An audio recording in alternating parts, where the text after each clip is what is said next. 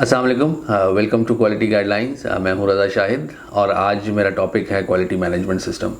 Quality management system को समझना बहुत ज़रूरी है। अगर आप किसी इदारे से वाबस्ता हैं या आप अपने इदारे में क्वालिटी मैनेजमेंट सिस्टम को इम्प्लीमेंट करना चाहते हैं तो आज मैं बहुत आसान तरीके से आपको समझाने की कोशिश करता हूँ। क्वालिटी मैनेजमेंट सिस्टम दरअसल वो मयारी प्रोसीजर्स हैं, वो स्टैंडर्ड प्रोसीजर्स हैं जिनकी मदद से आप ऐसी प्रोडक्ट प्रोड्यूस करते हैं जो कि कस्टमर की तमाम रिक्वायरमेंट्स को फुलफ़िल करती हों। अब कस्टमर की कौन सी रिक्वायरमेंट्स? तो रिक्वायरमेंट्स दरअसल मशरूत होती हैं आपकी क्वालिटी पर, प्रोडक्ट्स की क्वालिटी पर, आपकी सप्लाई टाइमलाइन पर, कॉस्मेटिक लुक पर, प्राइस पर, बहुत सारी चीज़ों पर और इसके अलावा भी बहुत सारी चीज़ों पर मशरूत होती हैं आपकी रिक्वायरमेंट्स। रिक्वायरमेंट्स दरअसल दो किस्म की होती हैं, एक इंटरनल रिक्वायरमेंट्स और एक एक्सटर्नल रिक्वायरमेंट्स। जैसा मैंने यहाँ पर मेंशन किया है, रिक्वायरमेंट्स दो किस्म की हैं, एक इंटरनल और एक एक्सटर्नल। इंटरनल रिक्वायरमेंट्स दरअसल वो रिक्वायरमेंट्स होती हैं जो हम अपने लिए बनाते हैं। मिसाल के तौर पर प्रोडक्शन फ्लोर में किस तरीके से दाखिल होना है, मशीन की किस तरीके से सफाई की जानी चाहिए और हमारे जो विजिटर्स हैं उनके साथ कंपनी किस तरीके से डील करेगी। इस तरह की और बहुत सारी रिक्वायरमेंट्स होती हैं जो कि हम इंटरनली डेवलप कर रहे होते हैं। लेकिन कुछ रिक्वायरमेंट्स कस्टमर की तरफ से आती हैं, मसलन हमारे कंज्यूमर्स हैं हो गए, हमारे जो सर्टिफिकेशन बॉडीज़ हो गई, हमारी गवर्नमेंट एजेंसीज़ हो गई या डिफरेंट स्टेक होल्डर्स हो गए, उनकी जो रिक्वायरमेंट्स होती हैं वो दरअसल एक्सटर्नल रिक्वायरमेंट्स कहलाती हैं। As a company, as an organizations, we have to follow all the requirements। हमें उन तमाम रिक्वायरमेंट्स को फुलफ़िल करना बहुत ज़रूरी होता है ताकि कस्टमर के साथ परफेक्टली अलाइन हो जाएं। अब जब हम कस्टमर के साथ परफेक्टली अलाइन हो जाते हैं तो हम उनके इश्यूज़ को समझ सकते हैं, हम उनकी प्रॉब्लम को समझ सकते हैं। सिर्फ कस्टमर ही नहीं बल्कि हमारे तमाम एसोसिएटेड पार्टनर्स जो कि डायरेक्टली और इनडायरेक्टली ऑर्गेनाइजेशन के साथ वाबस्ता हैं, उनकी इश्यूज़ को भी एड्रेस करना और रिजॉल्व करना ये किसी अच्छे इदारे की ज़रूरत होती है। तो क्वालिटी मैनेजमेंट सिस्टम इम्प्लीमेंट करना बहुत ज़रूरी है और अगर आप अपने किसी इदारे से वाबस्ता हैं और आप क्वालिटी मैनेजमेंट सिस्टम को इम्प्लीमेंट करना चाहते हैं तो आज मैं आपको बहुत आसान तरीके से समझाने की कोशिश करता हूँ। अगर आप क्वालिटी मैनेजमेंट सिस्टम अपने इदारे में इम्प्लीमेंट करना चाहते हैं तो इन 6 चीज़ों पर अमल करें और वो 6 चीज़ें यहाँ मेंशन है। Plan, operate, check and act और ओवरऑल ऑडिट। सबसे पहले किसी तरह से मेयार के हवाले से कोई विजन या सिम का तयन करना है, यही ISO 9001 कहलाता है। मिसाल के तौर पर दरअसल एक क्वालिटी पॉलिसी हमें बताती है कि कंपनी की लीडरशिप क्वालिटी के हवाले से क्या सोच रखती है, प्रोडक्ट की क्वालिटी या मेयार के हवाले से क्या सोचती है। कंपनी की लीडरशिप मेयार के हवाले से लोगों से किस किस्म के बर्ताव की उम्मीद रखती है। हर किस्म के लीगल रिक्वायरमेंट को फुलफ़िल करना या उसकी तामील करना ज़रूरी है, चाहे वो रिक्वायरमेंट्स इंटरनल हो या एक्सटर्नल रिक्वायरमेंट्स हो। तो क्वालिटी पॉलिसी के मखसूस पहलू हैं जिनसे मुलाजमीन को और इदारे को एक वाज़ेह सिमत मुयस्सर होता है।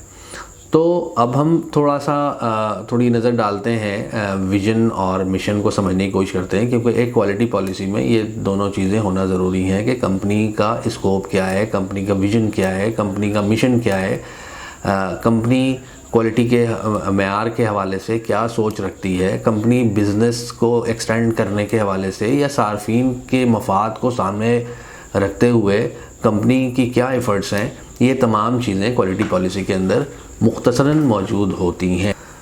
क्वालिटी पॉलिसी बन गई है, अब क्वालिटी पॉलिसी की एग्जीक्यूशन करनी है। यूँ समझ लें कि क्वालिटी पॉलिसी की एग्जीक्यूशन करने के लिए आपको एक ज़बरदस्त किस्म की प्लानिंग की ज़रूरत पड़ती है। प्लानिंग्स में अगर आप फार्मास्यूटिकल कंपनी से ताल्लुक़ है या किसी दूसरे मैन्युफैक्चरिंग कंपनी से आपका ताल्लुक़ है तो आपको एक ज़बरदस्त किस्म की प्लानिंग करनी होगी और प्लानिंग करने के लिए आपको बहुत सारे ऐसे प्लान्स पता होंगे, मसलन process validation plan, cleaning validation plan, preventive maintenance plan, training plan. इस तरह के बहुत सारे प्लान ज़रूरी हैं, क्योंकि प्लान्स होंगे तो फिर उनकी एग्जीक्यूशन होगी। तो प्लान्स बनना बहुत ज़रूरी है। तो प्लान हमारे क्वालिटी मैनेजमेंट सिस्टम का एक बहुत अहम टूल है, लिहाजा प्लान्स बनाना बहुत ज़रूरी है। अब हम बात करते हैं कि जब हम प्लान्स बना लेते हैं फिर उसकी एग्जीक्यूशन करते हैं। हम एग्जीक्यूशन करने के बाद बहुत सारी हमारे पास कुछ प्रोसेस फीडबैक आ रहा होता है, प्रोसेस इम्प्रूवमेंट्स के पॉइंट्स हमारे पास आ रहे होते हैं कि किस तरीके से हम प्रोसेस को इम्प्रूव कर सकते हैं। दरअसल हम ये इम्प्रूवमेंट्स करते हैं या जो हम क्वालिटी पॉलिसी को, चूँकि हमारी क्वालिटी पॉलिसी बन गई है, अब क्वालिटी पॉलिसी हमें एंड यूज़र तक पहुंचानी है, यानी जो हमारी पॉलिसी है, जो विज़न है, जो मिशन है, वो हमारी प्रोडक्ट में नज़र आए। तो इसको फुलफ़िल करने के लिए, इसको एग्जीक्यूट करने के लिए हमारे पास प्लानिंग के बाद एग्जीक्यूशन का फेज़ आता है। एग्जीक्यूट जब हम करते हैं तो हमारे पास एक बहुत न्यूमेरिक्स आ रहे होते हैं, एक डाटा आ रहा होता है, बहुत सारे प्रोसेस में प्रॉब्लम नज़र आ रही होती है, उन प्रॉब्लम को रेक्टिफाई करना ज़रूरी है। उन कस्टमर की कंप्लेंट्स भी आ रही होती हैं क्योंकि हम कस्टमर के साथ परफेक्टली अलाइन हो चुके हैं, हम उसके इश्यूज़ को एड्रेस कर रहे हैं, तो हमें एक थॉरो इन्वेस्टिगेशन की भी ज़रूरत पड़ती है। तो इन्वेस्टिगेशन का प्रोसीजर भी हम डेवलप करते हैं, which is also the important part of quality management system. तो मैंने आपको यहाँ पर एक चीज़ यहाँ मेंशन की थी कि जो रिक्वायरमेंट्स है वो सब्जेक्ट पे बेस करती है, subject to quality, supply timeline और कॉस्ट पे। तो अगर हमारी जो रिक्वायरमेंट्स हैं वो फुलफ़िल नहीं हो रही हैं तो it means there is a flaw. अब इस प्रॉब्लम को कैसे हम आइडेंटिफाई करें और किस तरीके से इस प्रॉब्लम पर ओवरकम करें, तो इसके लिए रूट कॉज एनालिसिस की जाती है। रूट कॉज एनालिसिस करने के भी बहुत सारे टूल्स हैं, जिसमें फिमा है और इशिकावा डायग्राम है। तो लोग इसमें यहाँ गलती करते हैं। 5 वाइज हैं, बहुत इंपॉर्टेंट 5 वाइज, बहुत सिंपलेस्ट आप रूट कॉज एनालिसिस से परफॉर्म कर सकते हैं। दरअसल मैं इसको यूँ समझाऊँ कि रूट कॉज एनालिसिस करने के लिए कोई ना कोई एक टूल ज़रूर इस्तेमाल करना चाहिए, और ये क्वालिटी मैनेजमेंट सिस्टम का बहुत अहम पार्ट है। और मैं यूँ समझाऊँ कि अगर किसी पीस ऑफ वुड में अगर कोई कील निकालनी हो तो उसको निकालने के लिए लकड़ी जलाकर भी कील निकाली जा सकती है, या फिर किसी प्लास या हैमर के ज़रिए भी वो कील निकाली जा सकती है। तो बात यह है कि हम अगर रूट कॉज एनालिसिस को समझें पहले कि वो प्रोडक्ट ओरिएंटेड है, प्रोसेस ओरिएंटेड है, या फिर बिज़नेस ओरिएंटेड है, या बहुत सिंपल है, या बहुत पेचीदा है, तो हम अपनी नेचर ऑफ इन्वेस्टिगेशंस को देखते हुए रूट कॉज परफॉर्म करते हैं और करना चाहिए। और मुख्तलिफ़ टूल्स इसके अवेलेबल हैं। अगर आप इसके स्टैंडर्ड्स पढ़ें या quality systems, quality management system के मुख्तलिफ़ गाइडलाइंस पढ़ें तो उसमें बहुत सारे टूल्स अवेलेबल हैं जो कि आप इस्तेमाल करके रूट कॉज एनालिसिस बआसानी परफॉर्म कर सकते हैं। आगे चलते हैं। हमारी क्वालिटी पॉलिसी बन गई, प्लान्स बन गए, प्लान्स की एग्जीक्यूशन हो गई, और फिर मॉनिटरिंग हमने की, यानी कि चेक फेज़ में।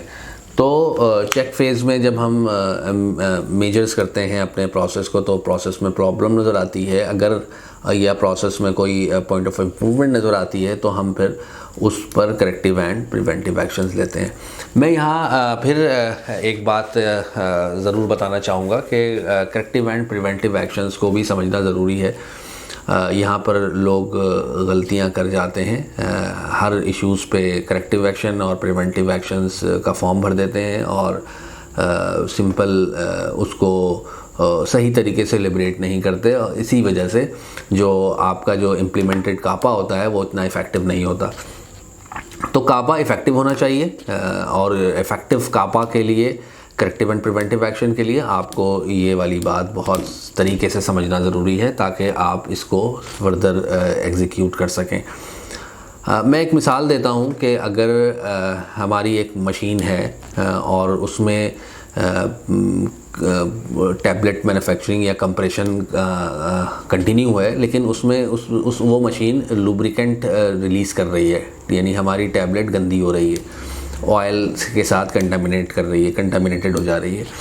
तो हम समझते हैं कि हम किस तरीके से इन 3 चीज़ों पर को कंसिडर करना बहुत ज़रूरी है। एक है करेक्शन, दूसरा है करेक्टिव एक्शन, और फिर तीसरा है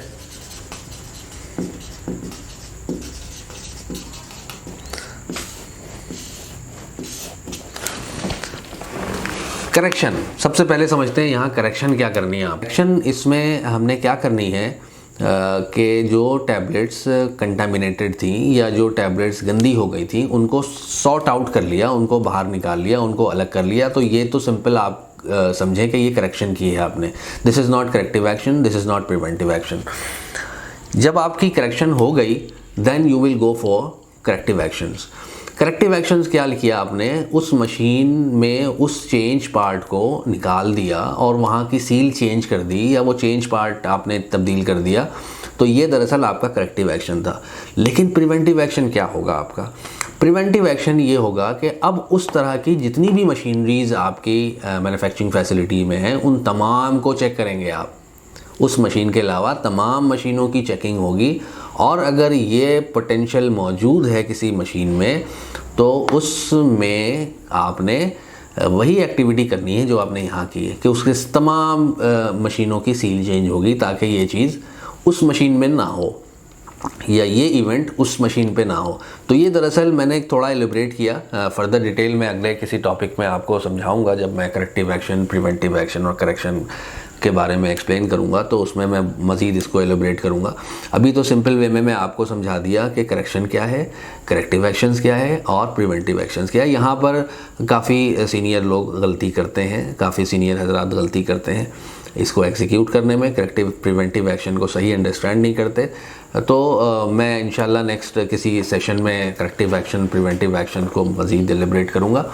तो अब हम बात करते हैं, आगे चलते हैं कि करेक्टिव एक्शंस हमारे कापास हमने ले लिए और कापास के बाद तो ये दरअसल चेक था जहाँ पर हमने कापा लिया किसी प्रोसेस में, किसी मेथड में या किसी प्रैक्टिस में या किसी प्रोसीजर में अगर कोई प्रॉब्लम नज़र आई तो यहाँ पर हमने कापा